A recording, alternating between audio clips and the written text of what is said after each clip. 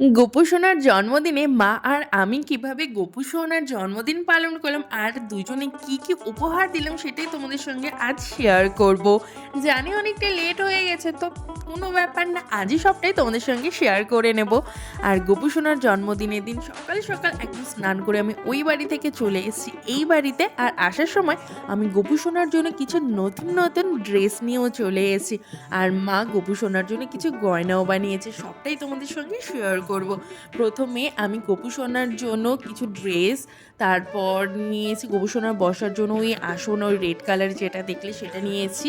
আর এই দেখো হোয়াইটের মধ্যে এই রেড স্টোন ওয়ার্ক করা ড্রেসটা কি সুন্দর না, এটা এনেছি। আর ওই পিঙ্ক কালারের ড্রেসটা আর ওই ইয়েলো কালারের এই তিনটে ড্রেস আমি নিয়েছি। মুকুটও এনেছিলাম, বাট আমার গোপুর জন্য সেটা ছোট হয়ে যাচ্ছে, যার জন্য ওটা আমি আমার কাকিমণিকে দিয়ে দিয়েছি। আর এখানে মা এখানে দেখাচ্ছে মা যেগুলো গয়না বানিয়েছে গোপু সোনার জন্য। দেখো তো কিউট কিউট, আমাদের গোপু সোনা যেহেতু অনেকটাই ছোট, তার জন্য গয়নাও কিন্তু খুবই ছোট ছোট লাগছে। প্রতিটা গয়না কিন্তু ভীষণই সুন্দর লাগছে, গোপু সোনাকে পরেও কিন্তু দুর্দান্ত লাগছিল। গোপু সোনার তো এগুলো সব কমপ্লিট হয়ে যাওয়ার পর মা আর আমি দুজন মিলে এখন যাচ্ছি একটু বাজারে, গোপু সোনার ভোগ এসব নেবো, আর কিছু বাজার করার আছে।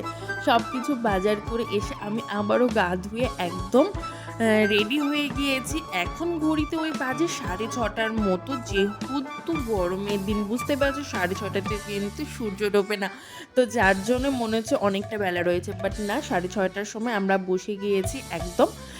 মাও একদম ওখানে বসে গিয়েছে গোপু সোনার প্রিয় ছানা এইসব বানাতে, আর আমি এখানে তাল ছেড়তে শুরু করে দিয়েছি, কারণ গোপু সোনার বার্থডে বলে কথা। তো আর যেহেতু ভাদ্র মাস, তো যার জন্য গোপু সোনাকে তো তালের কিছু বানিয়ে দিতেই হবে, তার জন্য আমি এখানে তাল ছেঁকে নিচ্ছি। আর তোমরা কে কীভাবে গোপু সোনার বার্থডে সেলিব্রেট করলে সেটা অবশ্যই কিন্তু আমাকে কমেন্টে জানাতে ভুলো না। অবশ্যই কিন্তু তোমাদের বাড়ির গোপু সোনার ছবি কমেন্টে দেখিয়ে দিও। তো আমি এখানে তাল ছাড়ছি, মা ওখানে বানাচ্ছিল ছানা, তারপরে ক্ষীর, এগুলো বানাচ্ছিল। দেখো অনেকটা কিন্তু তালের শ্বাস বেরিয়ে গেছে। এবার মা এখানে বানাচ্ছে সুজি। আমি এখানে গোপু সোনার জন্য তালের ওই লুচি বানাচ্ছি, ফুলকো ফুলকো ফুলকো ফুলকো লুচি হয়ে গেছে। তারপর আমি এখানে যে নর্মাল লুচি হয় সেটার জন্য সেটাও রেডি করব বলে আমি এখানে মাখাচ্ছিলাম, মা ওখানে ওই তালের লুচিগুলো ভাজছিল। ওটা কমপ্লিট হয়ে যাওয়ার পর এই লুচিটাও ভাজতে হবে, আর সাথে বানাবো তালের বড়া। তার জন্য এখানে তালের বড়ার ব্যাটারটাও রেডি করে নিচ্ছি। করতে করতে মোটামুটি অনেকটাও হয়ে গেছে। আর যেহেতু প্রত্যেকেই জানো জন্মাষ্টমীর দিন প্রচণ্ড পরিমাণে গরম ছিল, যার জন্য একদম পুরো ঘেমে স্নান। আমাদের এই সাইডটাতে এখানে ফ্যানও নেই, যেখানে আমরা এই ঠাকুরের এই রান্না টান্না সব করছিলাম। আর ওখানে আমি দেখাচ্ছিলাম দিদা বসে আছে। জানি এখানে একটু লাইটের প্রবলেম হচ্ছে, বাট কোনো ব্যাপার না, যেমন আমার বাড়ি আমি তেমনটাই তোমাদের সঙ্গে শেয়ার করছি। আর এখানে দিদা বসে বসে হচ্ছে গান করছিল, কীর্তন করছিল।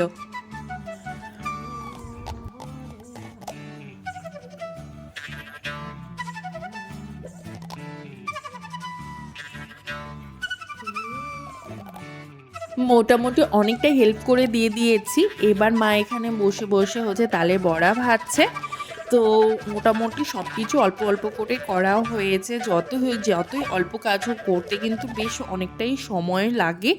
আর এদিকে করা কমপ্লিট হয়ে গেছে, এবার আমি বসে গেছি তালের বড়া ভাজতে। মা এবার পুজোর জোগাড় করবে, তার জন্য এখানে আমি এবার তালের বড়া ভাজছি। তালের বড়া ভেজে নিয়ে তারপর বাকি জোগাড়গুলো করা হবে। তালের বড়া তো হয়ে গেছে, এবার লুচি ভাজার পালা। প্রত্যেকটা লুচি কিন্তু বেশ ফুলকো ফুলকো হয়েছিল, তালের লুচিও ফুলকো ফুলকো হয়েছে, আর নর্মাল যে লুচি হয় সেটাও কিন্তু বেশ ফুলকো ফুলকো হয়েছে। তো মা ওখানে বেলে দিচ্ছিলো, আমি ভাবছিলাম দুজন মিলে করছিলাম, যার জন্যে কাজটা কিন্তু অনেকটাই তাড়াতাড়ি হয়ে গেছে।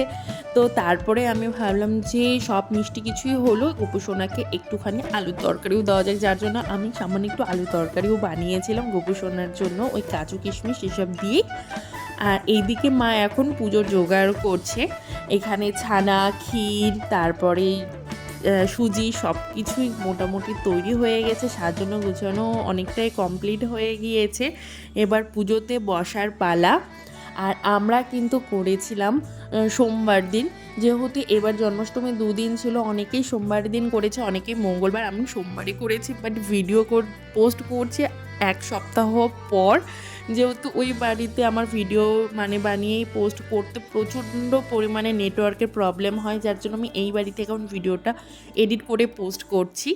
আর এখানে মা এখন রেডি করছে, গোপু সোনাকে স্নান করাবে, যেমন ঘি, মধু, দই, গঙ্গা জল এইসব দিয়ে এখন মা স্নান করিয়ে নিয়েছে, তারপরে কিন্তু আমিও স্নান করাবো। আর এই হচ্ছে আমাদের মিষ্টি গোপু সোনা।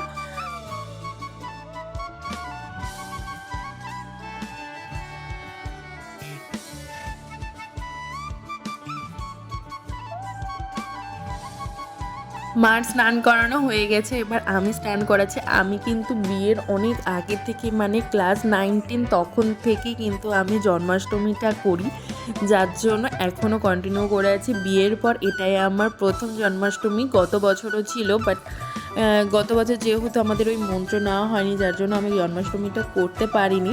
তো এবারে আমার বিয়ের পর প্রথম জন্মাষ্টমী হচ্ছে, যার জন্য আমি ভীষণই খুশি।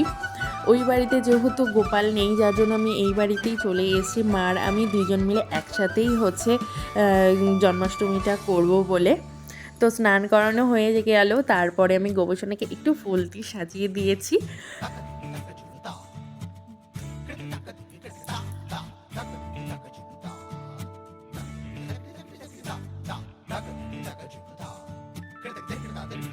স্নান করানো তো কমপ্লিট হয়ে গেছে, গোপুসোনা এখন নতুন আসনে বসেও গিয়েছে। এবার পরবে নতুন জামা। মা এই সাদা কালারের ড্রেসটাই পরাবে, যেহেতু সোমবার ছিল, আর মা বলল সোমবারের দিন নাকি সাদা জামাই গোপুসোনা পরতে পছন্দ করে, তার জন্য মা প্রথমে এখানে গয়নাগুলো পরিয়ে দিচ্ছে, তারপরে হচ্ছে জামাটা পরাবে।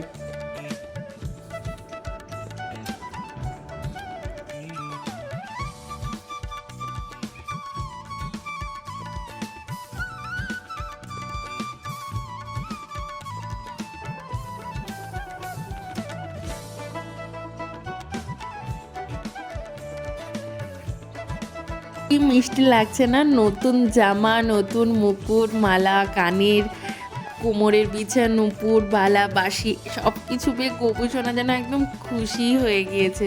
যাই হোক, গোপুসোনা তো ভালোবাসা, ভক্তি, শ্রদ্ধা এতটুকুই চায়, আর কোনো কিছু না। তো গোপুসোনাকে নতুন জামা টামা সব কিছু পরানো হয়ে গিয়েছে। এখানে সব ভোগও তৈরি করা কমপ্লিট হয়ে গেছে, যার যতটুকু সাধ্য তার মধ্যেই করেছি আমরা দুজন মিলে। আর মা এখানে পুজো করতে বসে গিয়েছে, আর আমিও বসে গিয়েছি। আর যেহেতু বাড়িতে অন্যান্য ঠাকুরও রয়েছে, সব ঠাকুরকে একসাথে পুজো দিয়ে তারপরে গোপুসোনাকেও ভোগ দেওয়া হবে। পুজো তো কমপ্লিট হয়ে গিয়েছে মোটামুটি। মা এখন বসে বসে গোপুসোনা অষ্টোত্তর শতনাম পাঠ করছে, যেটা কিনা অবশ্যই জন্মাষ্টমীর দিন পাঠ করতে হয়, অন্যান্য দিনও তো অবশ্যই, তবু গোপুসোনার জন্মদিনের দিন এটা তো মাস্ট। তো মা সেটাই পাঠ করছিল, আমিও শুনছিলাম, তোমরাও শোনো। মথুরাতে দেবগণ পুষ্পবৃষ্টি করে, বসুদেব রাখি এলো নন্দেরও মন্দিরে, নন্দেরে আলয় কৃষ্ণ দিনে দিনে বাড়ে। শ্রীনন্দ রাখিল নাম নন্দেরও নন্দন, যশোদা রাখিল নাম যাদু বাছা ধন, উপানন্দ নাম রাখে সুন্দর গোপাল, বালক নাম রাখে ঠাকুরও রাখাল, সুবল রাখিল নাম ঠাকুরও কানাই, শ্রীরাম রাখিল নাম রাখাল রাজা ভাই, ননীচোরা নাম রাখে যতে গোপিনী, কালো সোনা নাম রাখে রাধা বিনোদিনী, পূজা রাখিল নাম পতিত পাবন হরি হরি, সন্ধ্যাবলী নাম রাখে।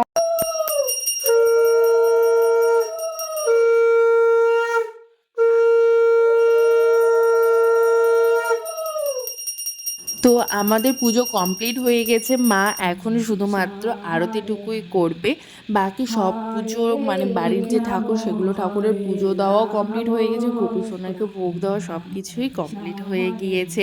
তোমরা কোনবার পুজো করেছিলে, জন্মাষ্টমী করেছিলে, সেটা অবশ্যই আমাকে জানিও।